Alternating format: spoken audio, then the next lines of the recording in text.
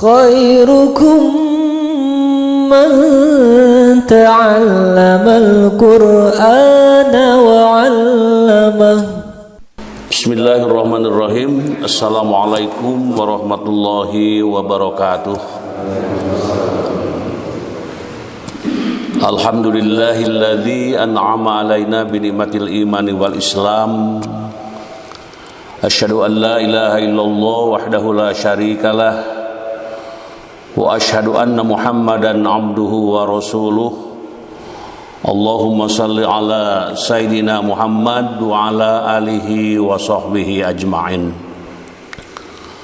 Rabbi shrah li sadri wa yassir li amri wahlul 'uqdatam min lisani yafqahu qawli, amma ba'du. Qala Allah Ta'ala fil Qur'anil Karim, wa in ta'azzana rabbukum la in syakartum la azidannakum wa la in kafartum inna azabi lasyadid. Al-ayah. Puji dan syukur kita panjatkan kehadirat ilahi Rabbi Allah Subhanahu wa Ta'ala. Salawat dan salam mudah-mudahan selalu dilimpahkan, dicurahkan, disampaikan kepada insan paripurna, manusia pilihan, uswatun hasanah, Nabi Muhammad sallallahu alaihi wasallam, kepada para keluarganya, para sahabatnya, para pengikutnya, termasuk kita yang sudah hadir di aplikasi Zoom ini dan yang belum hadir namun sedang berusaha untuk bisa bergabung, atau mungkin sudah niat bergabung namun ada aktivitas yang sangat penting.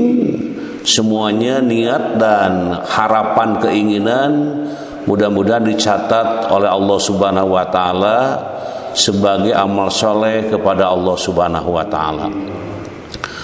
Hadirin kaum muslimin wal muslimat rahimakumullah, kita bersyukur kepada Allah Subhanahu wa Ta'ala karena pagi hari ini masih bisa bertatap muka, bisa beraudensi, bisa bermuwajahah, bisa melihat, bisa memandang, bisa memanfaatkan fasilitas yang Allah berikan.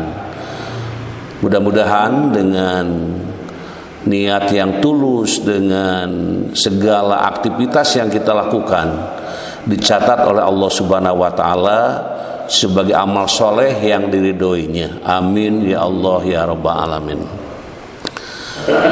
Kemudian sebelum kita mengkaji, memulai bahasan ini, kita berdoa dahulu kepada Allah Subhanahu wa Ta'ala, terutama yang hamba Allah. Mungkin ada yang sedang sakit, ada yang sedang di rumah sakit, atau mungkin di rumah, atau sedang mengikuti pengajian ini namun kurang sehat, tapi karena ingin bergabung bersama-sama.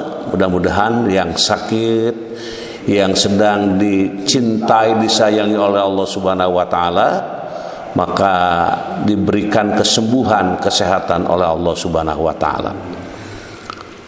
Allahumma rabban nasi adhibil basa isfi anta syafi la syafi'a illa anta syifaan la yughadiru saqama. Kemudian yang kedua, juga kepada semua yang mengikuti pengajian ini, insyaallah mudah-mudahan kita mendapatkan berkahnya, apalagi mungkin sekarang ini di penghujung bulan Rajab, di penghujung bulan haram. Jadi habis bulan haram ini di bulan Rajab ini, dan insyaallah nanti kita ketemu bulan haram lagi insyaallah pada bulan Dzulqa'dah, Dzulhijjah dan Muharram. Mudah-mudahan dengan mengikuti, mengisi, meningkatkan amal di bulan haram, kita akan mendapatkan kemuliaan dari Allah Subhanahu wa Ta'ala. Hadirin jamaah yang berbahagia, tema kajian yang kita bahas pada pagi hari ini insya Allah 1 jam ke depan, sebagaimana sudah dikirimkan dalam PPT-nya, yaitu tentang makna tasbih ini. Makna tasbih dalam perjalanan hamba menuju Sidratul Muntaha. Nah, judulnya itu. Jadi makna tasbih ya, yang sudah dibagikan, yang sudah diinformasikan, yaitu makna tasbih dalam perjalanan hamba menuju Sidratul Muntaha. Dan ayat yang dikemukakan, yang dibacakan, yaitu ayat 1 surat Al-Isra, surat Bani Israel, yang mungkin kita sudah biasa, sudah kenal. Bahkan apabila ada acara-acara di bulan Rajab, selalu ayat yang dikumandangkan itu adalah ayat yang kita baca pada pagi hari ini. Mari kita baca ayat tersebut. A'udzu billahi minasy syaithanir rajim. Bismillahirrahmanirrahim. Subhanalladzi asra bi'abdihi laylan minal masjidil haram ilal masjidil aqsa alladzi barakna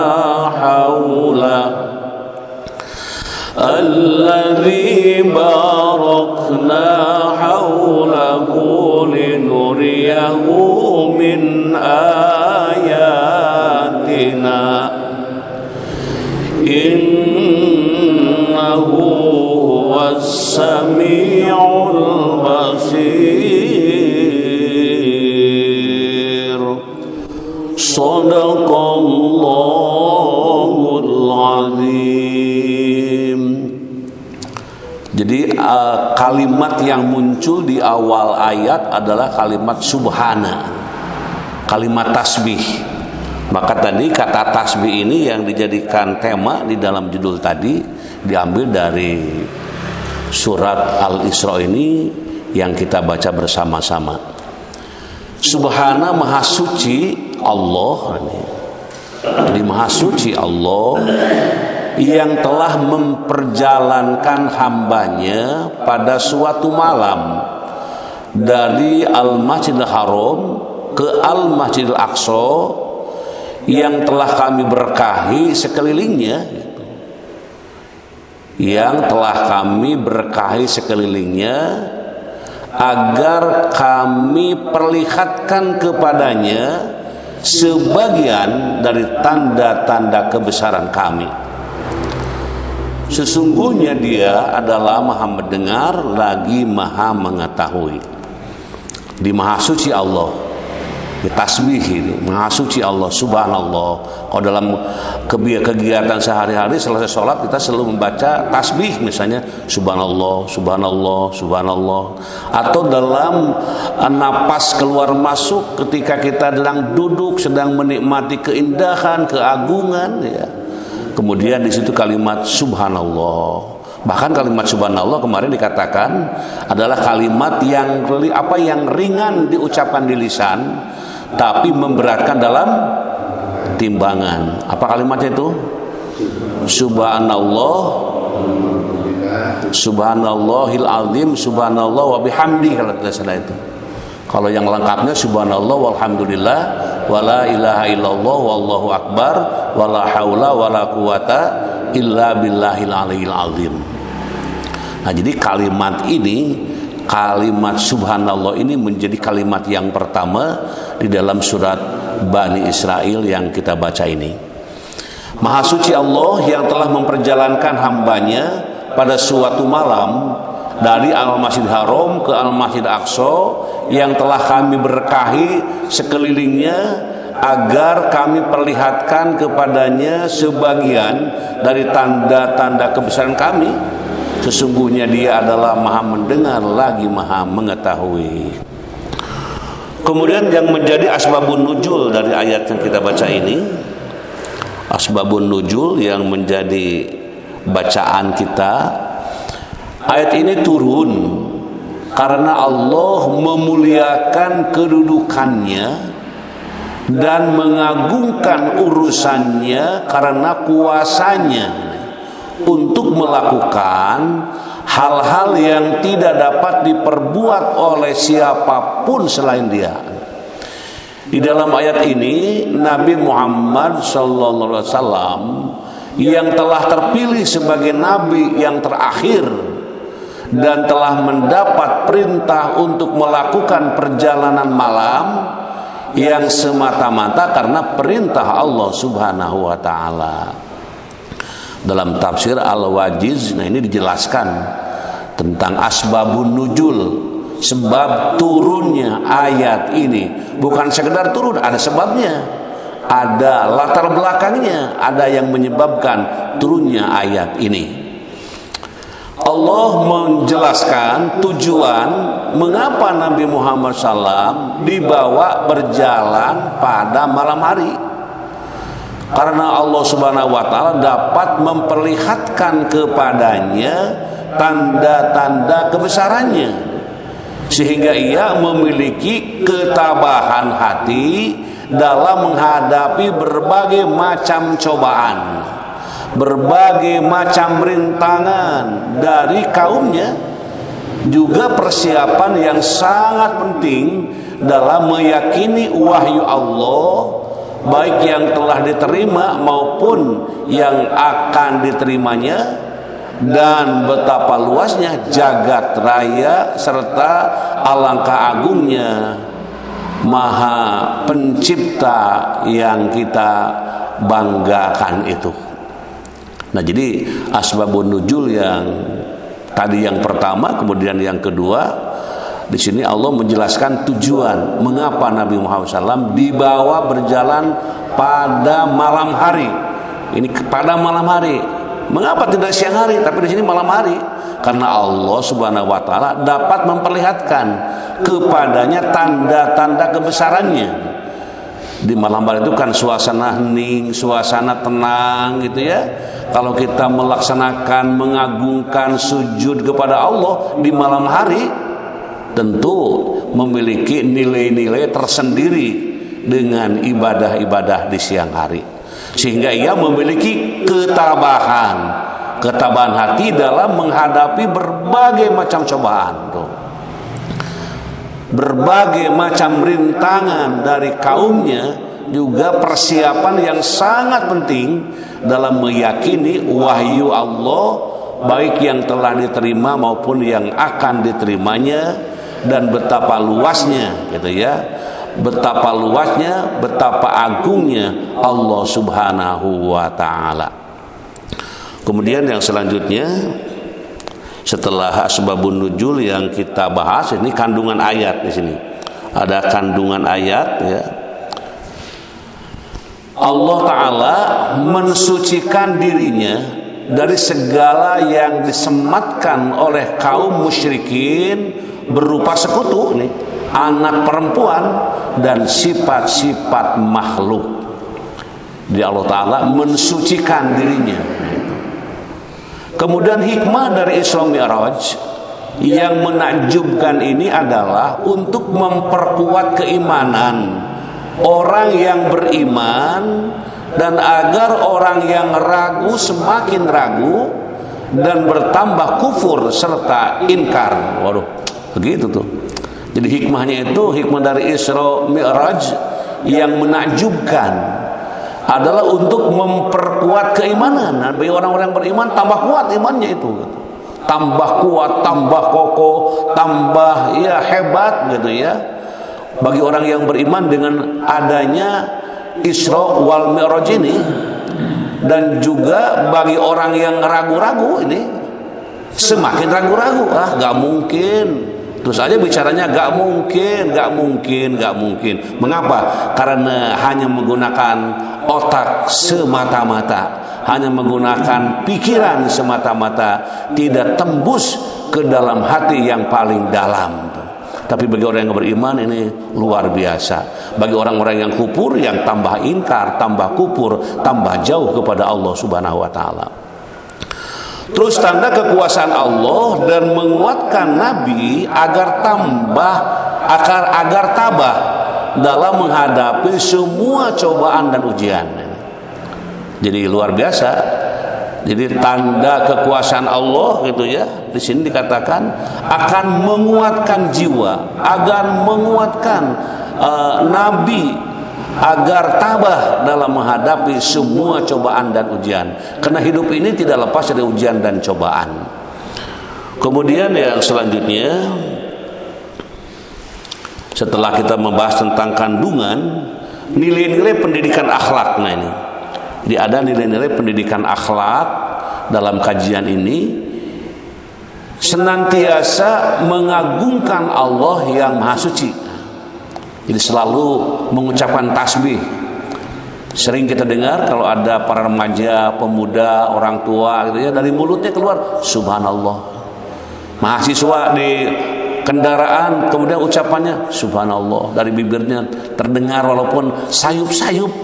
Itu kalimat yang keluar dari mulut itu tidak semata-mata keluar, tapi dengan segala keyakinannya, kepercayaannya atas kemahasucian Allah, meyakini semua kekuasaan Allah apapun gitu ya, diyakininya ini semua merupakan kekuasaan Allah. Belajar memiliki ketabahan hati atas semua ujian dan cobaan yang menerpa. Belajar memiliki ketabahan hati atas semua ujian. Kan orang yang belajar itu ada ujiannya kan? Nah ujian itu merupakan salah satu konsekuensi, salah satu perjalanan, salah satu kehidupan di dalam kehidupan orang yang sedang belajar. Terus memperbanyak mengingat Allah dan mengikuti semua perintahnya, dan mendirikan dan menjaganya. Nah ini yang menjadi nilai-nilai pendidikan akhlak yang kita bahas ini. Kemudian dari jamaah yang berbahagia, selanjutnya kita membahas tentang makna subhana. Nah, tadi ayat yang pertama adalah subhana, di makna subhana. Subhana, Maha Suci, adalah suatu ucapan pemujaan terhadap Allah yang tiada bandingannya, begitu. Jadi suatu ucapan pemujaan terhadap Allah yang tiada bandingannya. Di ucapan subhanallah itu menyingkirkan semua yang melakukan ataupun yang terpikir yang negatif, yang tidak bagus gitu ya terhadap Allah. Maka di situ subhana, Maha Suci Allah dari tudingan-tudingan itu. Kata subhana menunjukkan adanya peristiwa yang hebat. Nah ini, seumpama Nabi itu di Isra Mi'rajkan dalam keadaan tidur, tidaklah sepatutnya diungkapkan dengan menggunakan ayat yang didahului dengan tasbih gitu. Kalau itu adanya gitu. Makanya ini kalimat subhana menjadi lebih mendasar, lebih memberikan penjelasan yang lebih mendalam. Allah Ta'ala mensucikan dirinya dari segala yang disematkan oleh kaum musyrikin berupa sekutu. Nah ini, anak perempuan dan sifat-sifat makhluk yang lainnya. Allah Subhanahu wa Ta'ala memulai firman-Nya dengan subhana dalam ayat ini dan di beberapa ayat yang lain sebagai pertanda bahwa ayat itu mengandung peristiwa luar biasa yang hanya dapat terlaksana karena iradah dan kekuasaannya. Termasuk kita mungkin kalau kita memiliki keanehan, keajaiban ataupun ketidakbiasaan muncul, maka ucapkan subhanallah, Maha Suci Allah. Hal yang luar biasa, memberikan takdir, memberikan keputusan yang baik.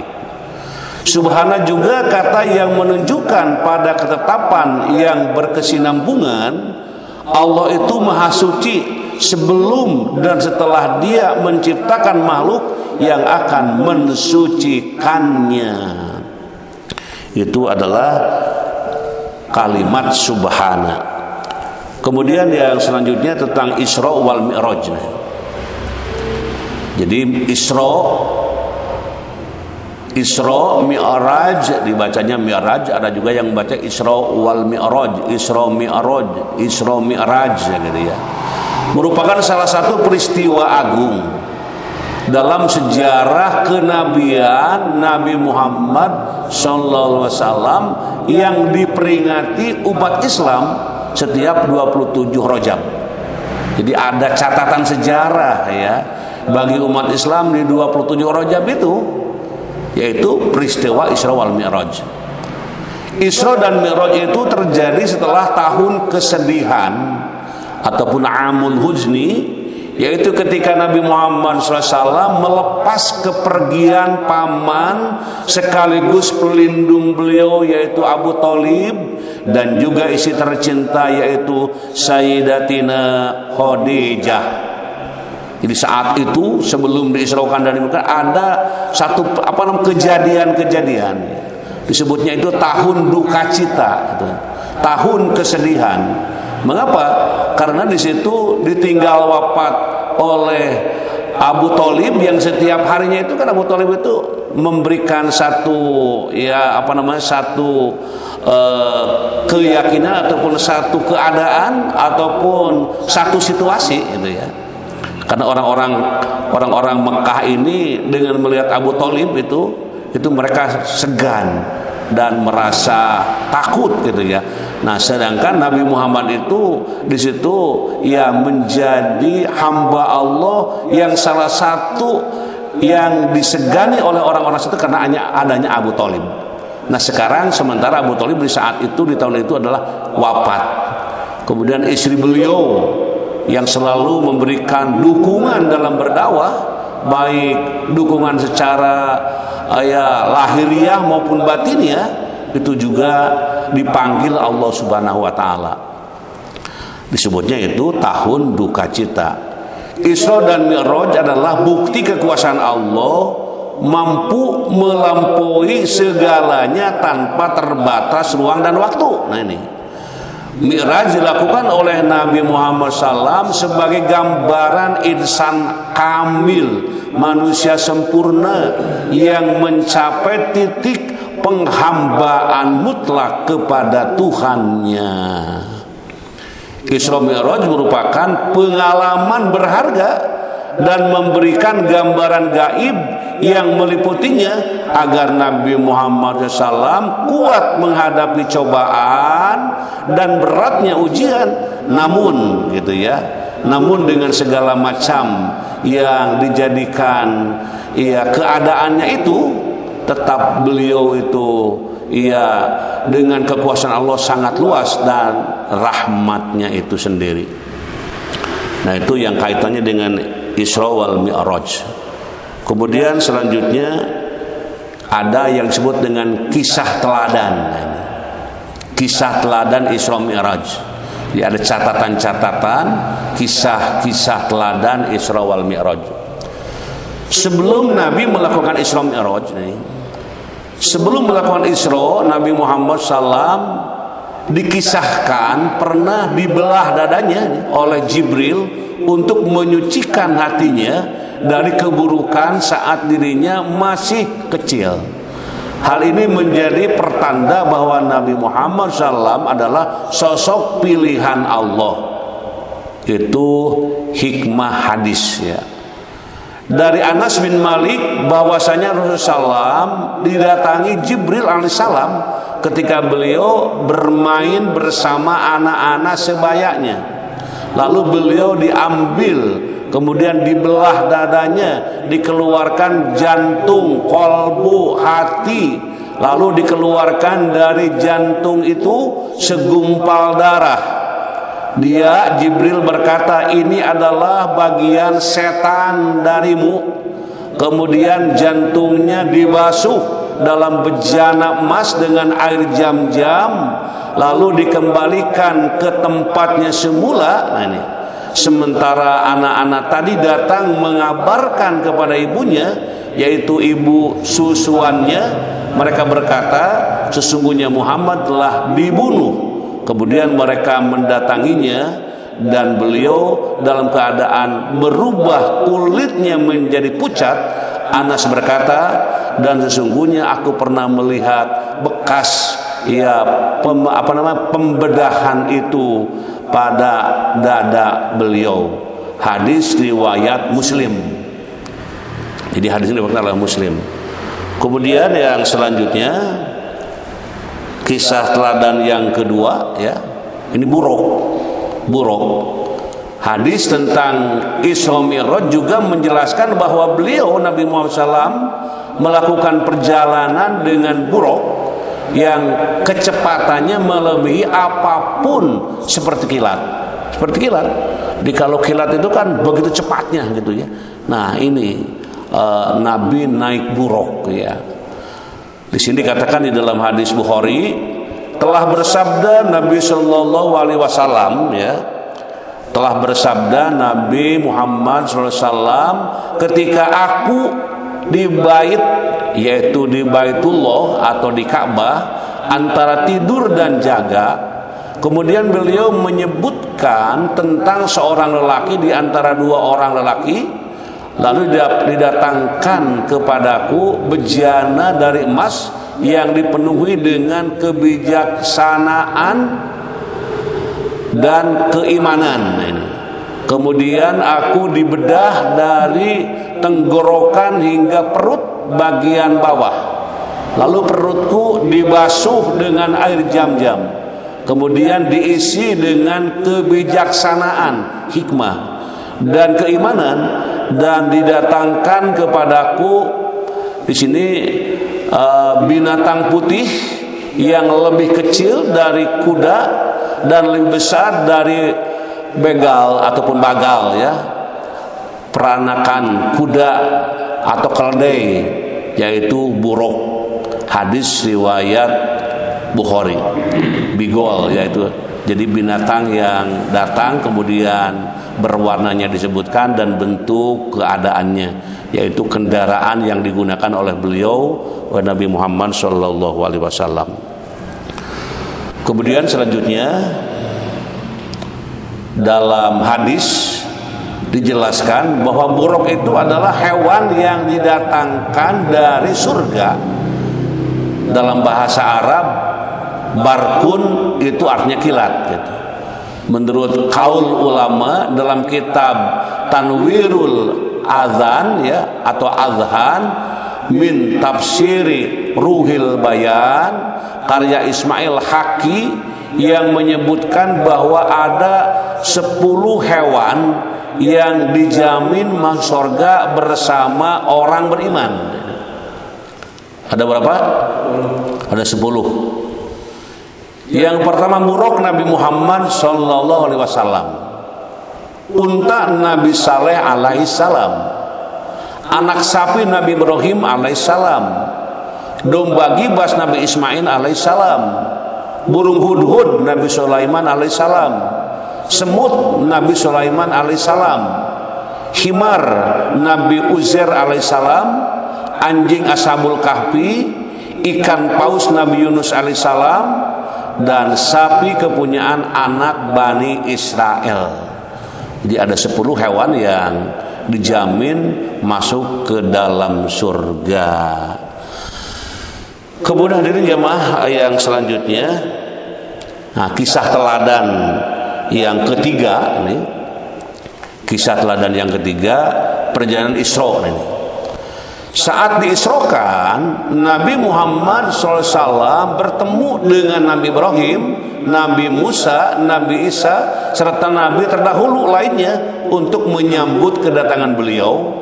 Kemudian Nabi Muhammad SAW diberikan 2 buah cawan yang berisi minuman. Apa cawan? Ya, mangkok, ya. Abu Hurairah telah berkata, pada malam beliau diisrokan, disodorkan kepada Rasulullah SAW 2 gelas minuman, khomer, minuman keras, dan susu. Beliau pun melihat keduanya, lalu mengambil susu. Jibril berkata, segala puji bagi Allah yang telah menunjuk engkau kepada fitrah. Seandainya engkau mengambil khomer, mengambil minuman keras, niscaya binasalah umatmu. Hadis riwayat Bukhari. Ini kuat hadisnya. Jadi yang diambil ya air susu. Air susu itu air yang memiliki ya keutamaan, terutama air susu ibu ya, yang menjadi minuman bayi yang baru lahir, itu menjadi hal yang sangat bermanfaat. Masih dalam perjalanan Isra, Nabi juga dipertemukan dengan kelompok malaikat yang berwasiat untuknya serta umat Islam. Dia, Anas berkata, telah bersabda Rasulullah SAW, tidaklah aku melewati sekelompok malaikat pada malam aku diisrokan kecuali mereka berkata ya, di situ berkatanya wahai, katanya di situ berkatanya wahai. Nah itu ada lanjutannya, ada lanjutan disebutkan di situ ya, wahai Muhammad, suruhlah umatmu berbekam. Ada kalimat begitu, suruhlah umatmu berbekam. Kemudian selanjutnya kisah teladan yang lain yang meneruskan itu tempat-tempat yang disinggahi Nabi Muhammad SAW ketika Isra. Yasrib yang di kemudian hari akan menjadi tempat tinggal beliau, yaitu Madinah Al-Munawwarah. Madian yaitu di bawah pohon di mana pernah menjadi tempat berteduhnya Nabi Musa alaihissalam. Kemudian Tursina, Bukit Sinai, yaitu tempat beribadahnya tahanusnya Nabi Musa alaihissalam selama 40 hari. Kemudian Bethlehem, yaitu tempat kelahiran Nabi Isa alaihissalam. Al-Masjidil Aqsa, yang artinya masjid yang terjauh, karena masjid ini adalah masjid yang paling jauh. Kemudian yang keempat, pada perjalanan Isra, pada perjalanan Mi'raj, Nabi Muhammad SAW mulai menembus pintu-pintu langit bersama Jibril, sambil bertemu dengan para nabi lainnya di setiap pintu langit. Rasul juga menemui 70.000 malaikat di Baitul Ma'mur sampai di Sidratul Muntaha. Dirinya melihat 4 sungai. Nah, saya katakan di situ. Jadi melihat 4 sungai ya, apa yang diperlihatkan kepada Nabi Muhammad sallallahu alaihi wasallam. Kemudian kisah yang selanjutnya, kisah nomor 5, kewajiban sholat fardu. Nah ini di Sidratul Muntaha, Rasul disyariatkan untuk menjalani 50 sholat dari Allah Subhanahu wa Ta'ala. Namun ketika bertemu Nabi Musa alaihissalam, Nabi disarankan meminta keringanan. Biasa mulanya 50 sholat. Kemudian dengan adanya masukan gitu ya, nah di situ memohon kepada Allah. Saat aku kembali turun hingga menjumpai Nabi Musa, ia bertanya, apa yang engkau bawa? Kujawab, aku diwajibkan 50 sholat. Ia berkata, aku lebih mengetahui manusia daripadamu. Aku telah berurusan dengan Bani Israel dengan urusan yang sulit, dan sesungguhnya umatmu tidak akan mampu, maka kembalilah kepada Tuhanmu. Kemudian mintalah keringanan kepadanya. Oleh karena itu aku kembali, aku pun meminta keringanan kepadanya sehingga dia menjadikannya 40. Kemudian seperti tadi ketika bertemu Musa lalu 30. Kemudian seperti tadi sehingga dia dijadikan 20. kemudian seperti tadi hingga dia jadikan 10. Ketika aku bertemu Musa, ia berkata seperti tadi, dia pun menjadikan 5 waktu. Jadi perjalanannya tidak ujung-ujung 5, ada perjuangan dulu dalam menempuh segala apa yang diharapkan, diinginkan. Di situ tidak lepas dari perjuangan. Hadirin jemaah yang berbahagia, gambaran ketika Isra Mi'raj sekarang, gambarannya bagaimana ini? Gambaran ketika Isra dan Mi'raj. Beliau diperlihatkan 7 lapis langit atau 7 lapisan langit, Baitul Ma'mur, hingga disampaikan pada Sidratul Muntaha.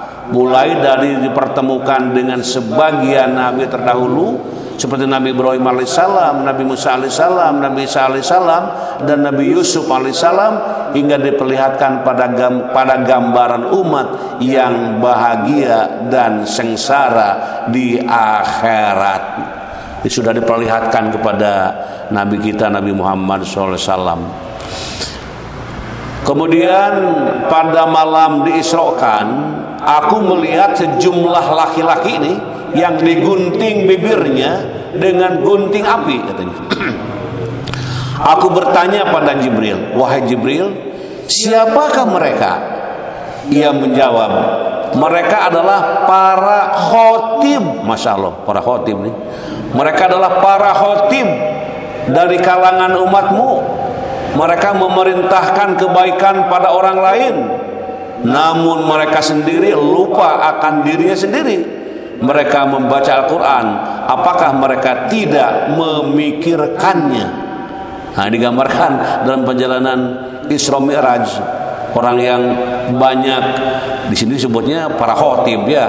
Para khotib itu orang yang khutbah, orang yang suka memberikan pesan, tapi pesannya hanya untuk orang lain, hanya nama dia tidak melakukan, hanya orang lain saja dianjurkan, woi sodako, cuman menyuruh saja, dirinya nggak jadi contoh sodako. Nah itulah jadi para khotib, para pemberi fatwa, para penceramah, para ustadz, para kiai. Mari kita bermohon kepada Allah, mudah-mudahan kita tidak hanya sekedar berbicara, tapi juga sebagai pengamal, bahkan menjadi contoh di dalam mengamalkan apa yang kita katakan. Kemudian yang selanjutnya, gambaran ketika Isra Mi'raj selanjutnya ya.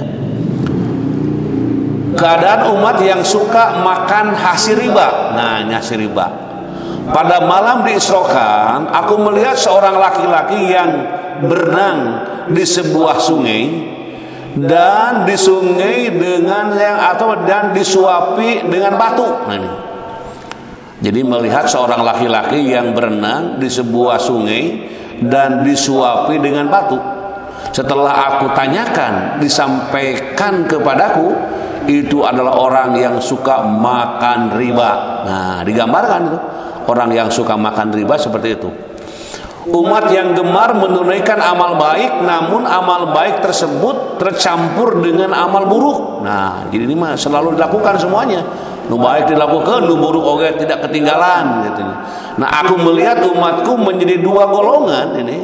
Satu golongan yang mengenakan pakaian seperti kertas yang sangat putih, segolongan mengenakan pakaian berwarna abu-abu.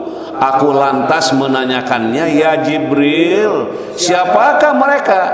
Ia menjawab, adapun orang-orang yang mengenakan pakaian abu-abu adalah mereka yang suka mencampur adukan amal baik dengan amal buruk. Jadi itulah yang dilakukannya. Namun di samping pemandangan mengerikan dan kurang mengenakan, terdapat pula pengalaman menyenangkan dan menggembirakan. Hadirin jemaah yang berbahagia. Nah, kemudian selanjutnya tercium aroma. Nah, ini gambaran ketika Isra, tercium aroma yang sangat wangi. Ini pada malam diisrokan, aku mencium aroma yang sangat wangi. Aku tanyakan Jibril, wahai apakah ini? Ia menjawab, ini wangi kuburan Masyitoh, putri dan suaminya. Yang kita tahu perjuangan seorang masito dan suaminya dan anaknya, ya. Kemudian sebuah tulisan tentang keutamaan memberi pinjaman yang tertulis di atas pintu surga. Pada malam diisrokan, aku melihat tertulis di pintu surga, sedekah itu 10 kali kelipatannya, sedangkan pinjaman 18 kelipatannya. Lantas aku tanyakan, wahai Jibril, mengapa pinjaman lebih utama dari sedekah? Ia menjawab, sebab orang yang mengemis meminta sesuatu yang sudah ia miliki, sedangkan orang yang meminjam tidak meminta sesuatu kecuali yang ia butuhkan. Jadi kalau pengemis mah sudah terpenuhi terus saya minta gitu ya. Orang yang pinjam mah sangat butuh ini, tidak punya apa-apa. Maka tadi nilainya digambarkan lebih utama, bukan lebih utama, lebih besar daripada sedekah. Jadi kalau kita sedekah jalan, meminjamkan jalan gitu ya, dua-duanya lakukan. Kalau yang meminjam ya berikan. Tapi kalau yang meminjam harus ingat membayar. Karena ada orang yang getol minjamnya terus getol, ani mayar hoream. Nah ini jadi tidak bagus juga. Jadi catatannya, orang kalau ada yang meminjam, pinjamkan. Kalau kita meminjam, bayarkan. Nah itu. Kemudian hadirin jamaah yang berbahagia, itu hadisnya hadis Ibnu Majah. Selanjutnya setelah kita melihat gambaran, ya, di sini ada reaksi umat terdahulu menerima kabar Isra Mi'raj. Jadi ada reaksi gitu ya, begitu Nabi menyampaikan ini gitu ya, ada reaksi, ada gambaran reaksi umat terdahulu menerima kabar Isra wal Mi'raj. Bukan satu di sini kelompok pertama, orang yang meyakini dan mengimani seperti Abu Bakar As-Siddiq. Abu Bakar As-Siddiq mah tidak banyak komentar kecuali saya percaya. Yang kedua, orang munafik yang mengimani sebagian dan menolak sebagian. Bicaranya tuh mau mungkin gitu aja gitu pikirannya itu. Nggak mungkin, manusia, namanya manusia. Gimana perjalanan yang jauh? Itulah yang menggunakan pikirannya, tidak menggunakan perasaannya, tidak menggunakan keimanannya, hanya menggunakan akalnya. Mungkin itulah yang terjadi. Terus yang ketiga, orang kafir yang tidak beriman dan tidak menerima. Di orang yang meyakini, kedua orang munafik dan orang kafir yang menyikapi, yang memberikan reaksi tentang terjadinya Isra wal Mi'raj. Abu Bakar Siddiq ini adalah kelompok orang yang meyakini. Yakin, saya percaya, karena Nabi itu adalah manusia pilihan, insan sempurna. Di banyak dalil-dalil untuk menguatkan dirinya. Orang munafik yang mengimani sebagian dan menolak sebagian. Ini orang munafik.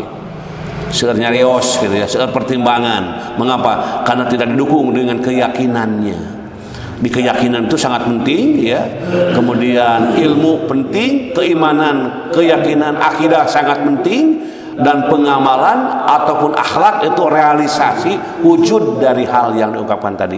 Orang kafir yang tidak beriman dan tidak menerima, itu mah orang yang cuek-cuek saja, mau ada Isra mau tidak, saya mah tidak berkepentingan, mungkin seperti itu. Kemudian ini jamaah yang berbahagia, masih ada gambaran ini, gambaran ciri orang-orang yang beriman. Ini gambaran ciri-ciri orang-orang yang beriman. Sesungguhnya orang-orang yang beriman itu adalah apabila disebut nama Allah, nah ini, apabila disebut nama Allah, gemetarlah hati mereka. Masya Allah. Kita sebagai orang muslim, orang yang beriman, sudahkah ketika mendengar azan dikumandangkan, ayat suci Al-Quran dibacakan, sudahkah hati kita gemetar di situ? Gemetarlah hati mereka. Mana gemetar ini banyak, bukan sekedar bergoyang-goyang ya. Bergetar itu terus masuk ke dalam perasaan dengan keyakinan yang terus mendalam dan menghujam dan lebih yakin dalam keyakinannya. Bertambahlah iman mereka dan kepada Tuhanlah mereka bertawakal, yaitu orang-orang yang mendirikan sholat, menafkahkan sebagian dari rezeki yang kami berikan kepada mereka, itulah orang-orang yang beriman dengan sebenar-benarnya. Mereka akan memperoleh beberapa derajat ketinggian di sisi Tuhannya dan ampunan serta rizki nikmat yang mulia. Itu di dalam Quran surat Al-Anfal ayat 2 sampai ayat 4 menerangkan tentang bagaimana itu orang yang beriman. Dan kalau kita ingin mendalami tentang keimanan yang ada di dalam penjelasan kitab-kitab, di dalam pembelajaran pendidikan, ini merupakan pondasi yang paling kuat. Akidah itu pondasi. Akidah itu keyakinan yang paling mendasar yang patut dimiliki oleh insan-insan yang memiliki kepercayaan kepada Allah Subhanahu wa taala. Kemudian gambaran ciri orang-orang munafik. Kalau tadi gambar orang yang beriman, kedua orang munafik. Sesungguhnya orang-orang munafik itu menipu Allah. Dan Allah akan membalas tipuan mereka. Dan apabila mereka berdiri untuk sholat, mereka berdiri dengan malas. Nah ini, kalau berdiri itu berdiri dengan malas ya. Kenapa malas? Ya, mereka bermaksud ria dengan salat di hadapan manusia dan tidaklah mereka menyebut Allah kecuali sedikit sekali. Nah ini gambaran atau ciri-ciri orang yang munafik. Di orang-orang yang munafik itu menipu Allah disebutnya di sini. Dan Allah akan membalas tipuan mereka tuh. Dan apabila mereka berdiri untuk sholat, mereka berdiri dengan malas. Masya Allah.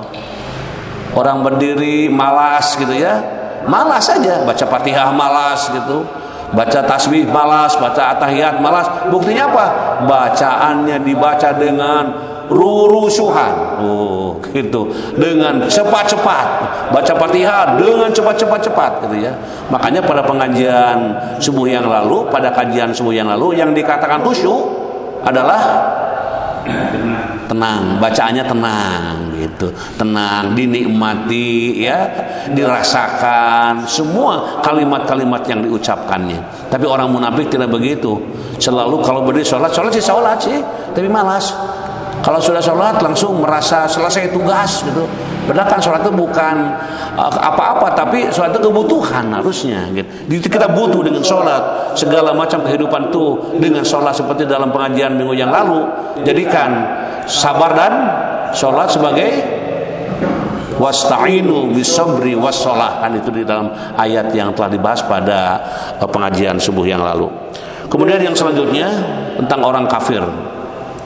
Gambarannya orang kafir dalam firman Allah Subhanahu wa taala, sesungguhnya orang-orang kafir sama saja bagi mereka, kamu beri peringatan atau kamu tidak beri peringatan, mereka tidak juga beriman. Gitu. Kalau orang-orang kafir dipasien peringatan, diberi peringatan, sama aja gitu. Ini kata Allah Subhanahu wa taala, Allah telah mengunci mati hati dan pendengar mereka dan penglihatan mereka ditutup, dan bagi mereka siksa yang amat pedih. Ini di orang-orang kafir itu sama saja diberi peringatan atau tidak. Kami beri peringatan atau kamu tidak beri peringatan, mereka tidak juga beriman. Mengapa?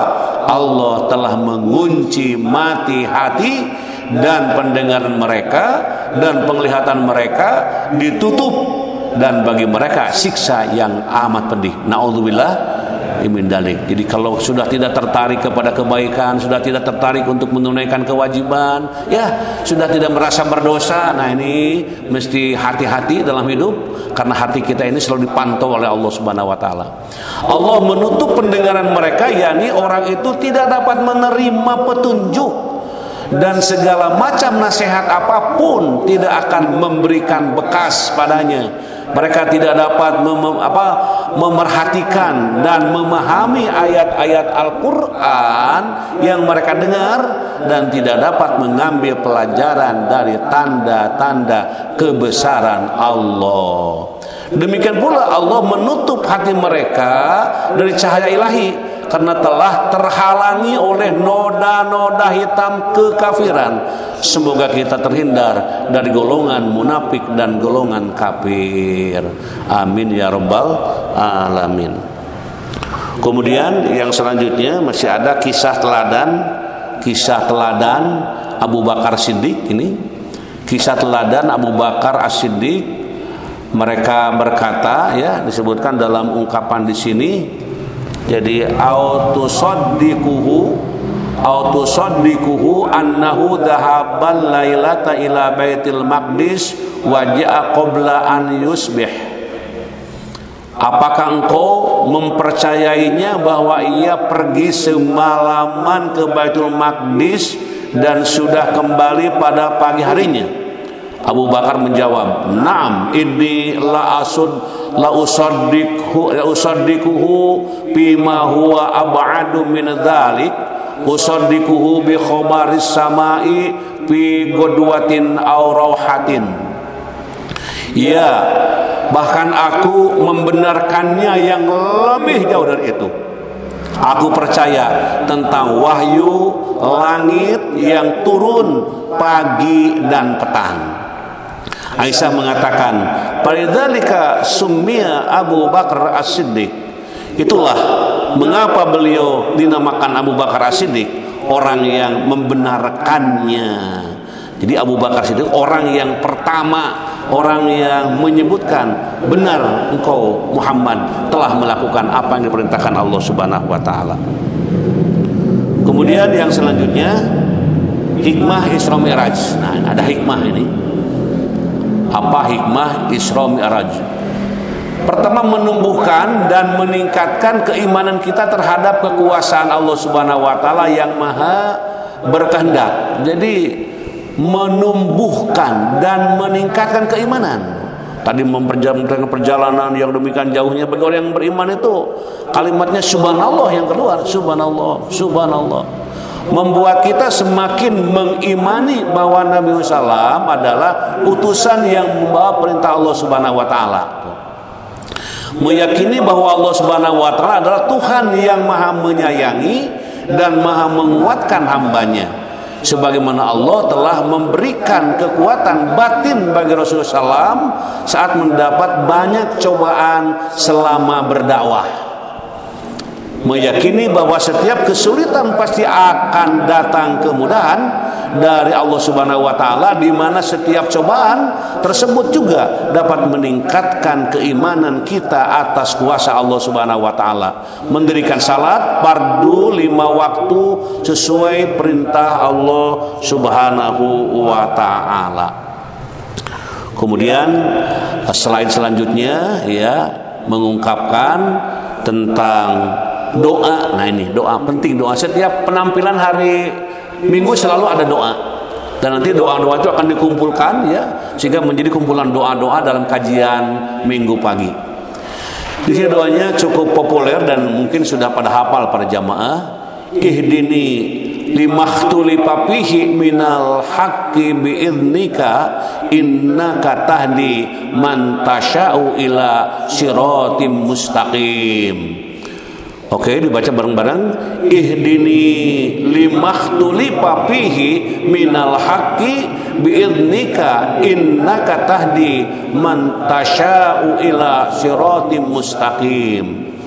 Tunjukilah aku kepada kebenaran-kebenaran dengan izin Engkau.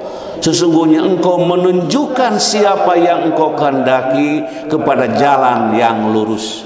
Ini hadis riwayat Muslim. Jadi dibaca setiap pada sholat, gitu ya, kita baca doa ihdini limakhtulifa fihi minal haqqi bi'idnika innaka tahdi man tasha'u ila siratim mustaqim, sambil diresapi maknanya. Ihdini, ingat, tunjukilah aku limakhtulifa, kepada kebenaran-kebenaran, ya, dengan izin Engkau. Nah, ini sesungguhnya Engkau menunjukkan siapa yang Engkau kehendaki kepada jalan yang lurus. Kemudian selanjutnya, hadirin jamaah yang berbahagia, setelah doa yang insya Allah kita baca, gitu ya, amalkan. Kesimpulan hikmah dari Isra Mi'raj adalah untuk memperkuat keimanan orang yang beriman, dan agar orang yang ragu semakin ragu, ya, Orang yang ragu semakin ragu dan bertambah kufur serta inkar. Mengambil pelajaran dan hikmah Isra Mi'raj, meneladani dan mengimani Isra Mi'raj, meneladani keimanan Abu Bakar As-Siddiq, menegakkan dan menjaga salat, berkumpul bersama orang-orang yang saleh, dan biasakan banyak berdoa kepada Allah Subhanahu wa taala. Itulah hadirin jemaah yang berbahagia, bahasan kita pada pagi hari ini. Terima kasih, syukron jazilan. Jadi terima kasih atas kebersamaan kita di dalam kajian ini. Saya kira itu saja pengajian pada pagi hari ini. Mari kita berdoa agar insya Allah doa-doa kita dijawab oleh Allah Subhanahu wa taala. Allahumma salli wa barik wa sallim amin. Alhamdulillahi rabbil alamin. Hamdan syakirin, hamdan na'imin, hamdan yuafi ni'amahu wa yukafi mazidah. Ya Rabbana lakal hamdu kama yanbaghi li jalali wajhikal karimi wa azimi sultanik. Ya Rabbana, ya Tuhan kami, qasadtuka wa antal karim. Aku berjalan atau kami berjalan menujumu karena Engkau Maha Dermawan. Da'autuka wa antal azim. Kami mohon kepadamu karena Engkau Tuhan yang Maha Agung. Rajautuka wa anta rabbul alamin. Kami sungguh berharap kepadamu karena Engkau Tuhan pemilik alam semesta. Kami memanggilmu karena Engkau Maha Pengasih lagi Maha Penyayang. Ya Rabbana arhamu abdan nadak. Ya Tuhan kami, kasihanilah hambamu yang selalu menyerumu. Laisalahu siwa, hambamu tidak punya apa-apa yang bisa diandalkan kecuali hanya Engkau. Allahumma kshifil gummata 'anil ummah. Ya Allah, usirlah kesedihan, kesusahan, kebingungan dan kekalutan pikiran dari tengah-tengah umat ini. Allahumma asrif annal waba wal bala. Ya Allah, usirlah wabah dan bencana dari kami. Ishfina shifaan taman. Berilah kami kesembuhan yang sempurna. Wa'afina fi abdanina. Sehatkanlah tubuh-tubuh kami. Wa akhrijna mimma nahnu bihi minal hammi wal huzni wal karb.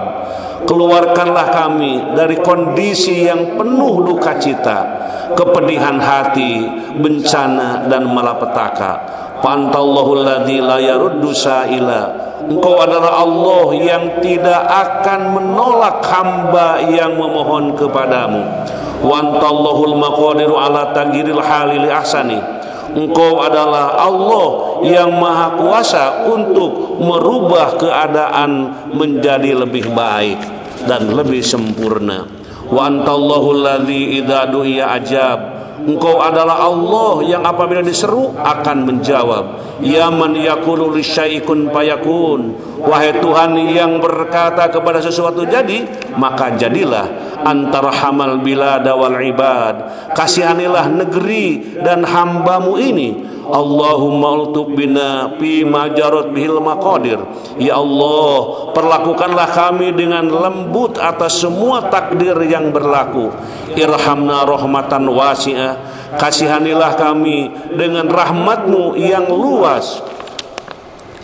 Karuniakanlah kepada kami kesehatan badan yang sempurna dan juga dengan segala kekuasaannya.